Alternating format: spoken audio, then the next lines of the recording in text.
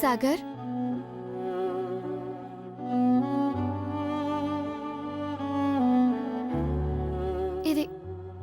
ఇదంతా ఏంటి?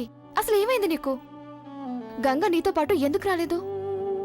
తనను నువ్వు ఒప్పిస్తావనుకున్నాను. నేను నీ చిన్ననాటి స్నేహితురాలు కదా, తను నీ మాట వింటుందనుకున్నాను. తను ఎవరి మాట వినదు వదినా, ఎవరి మాట వినదు. తను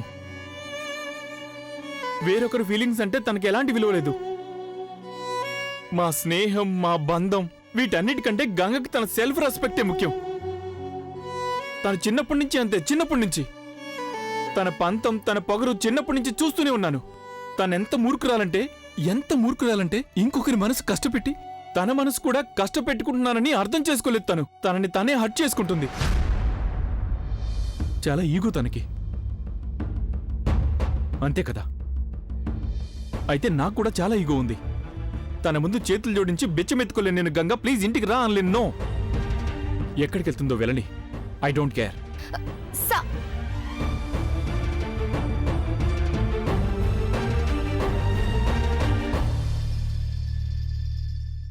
సాగర్, ఏమైంది? నువ్వు గంగని కలిసావా? నీతో తీసుకొచ్చావా తన్ని? లేదు, ఇక తను ఎప్పటికీ రాదు. ఏమైంది సాగర్? ఏం జరిగింది? జాహ్నవి ప్లీజ్, ఇక నన్నేం అడక్కు. Just leave me alone.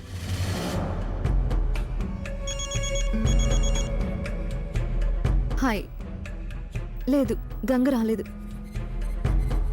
కానీ ఇంకోటి, నా పని ఇంకా పూర్తి కాలేదు. గంగ ఇక ఎన్నిటికీ తిరిగి రాకూడదు. అందుకు నేను ఏదో ఒకటి చేయాలి.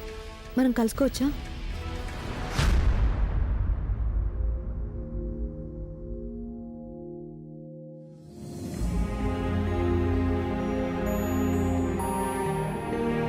ఇదేంటి తల్లి? ఇప్పుడు నేను ఇంట్లో లేనుగా, ఇకంతా మీరే చూసుకోవాలి గోవిందయ్య గారు. గుర్తుపెట్టుకోండి, అమ్మగారికి ప్రతిరోజు పాలతో పాటుగా మందిస్తుండాలి. ఆవిడకిచ్చే పాలల్లో, టీలో కేవలం 1 చెంచా చక్కెర వేయాలి. బాబుగారిని కూడా జాగ్రత్తగా చూసుకోండి. ఆయనకి వేయించినవి గాని ఉప్పు గాని ఇవ్వకూడదు. అలాగే ఆయనకిచ్చే టీలో అస్సలు చక్కెర వేయకూడదు. ఆయన అడిగినా సరే మీరు చక్కెర ఇవ్వద్దు. చిన్నమ్మగారు బరువైన వస్తువులు ఎత్తకుండా చూసుకోండి. అలా చేస్తే ఆవిడికి నడుము నొప్పి వచ్చేస్తుంది కదా. అన్నట్టు నేను ఆ ఊరగాయ పెట్టాను కదా, అది కూడా ఇంకా ఊరుండదు. దాన్ని ఇంకో 2 వారాల పాటు ఎండలో పెట్టండి.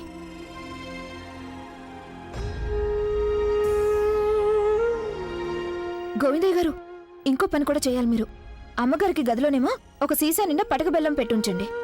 ఆవిడ అదే పనిగా మిమ్మల్ని పిలవాలంటే.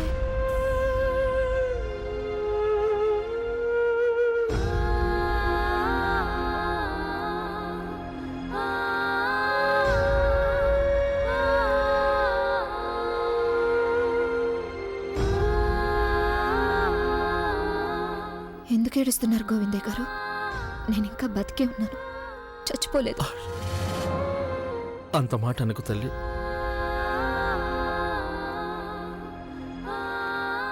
నా ఆయుష్ కూడా పోసుకొని కలకాలం ఉండాలి.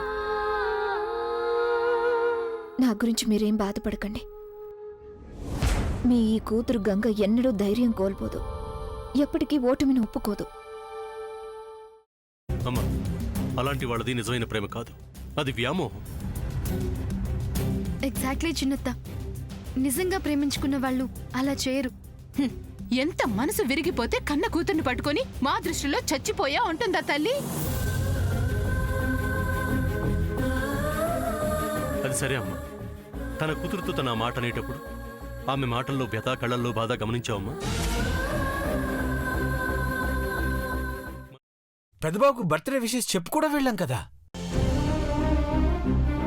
ఊరికే ఎలా కాలిపోతుంది? మంట పెడితేనో పడితేనో తగలబడుతుంది.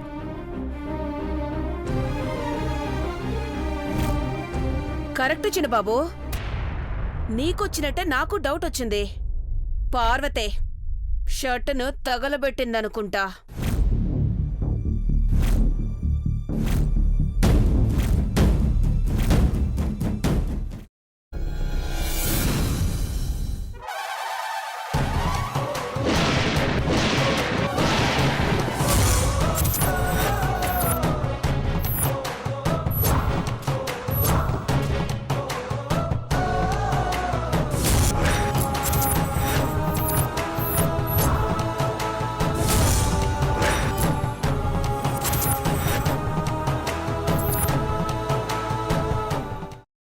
వేయించుకున్న తర్వాత పొట్టు తీసేసి చాప్ చేసి పక్కన పెట్టుకోవాలి.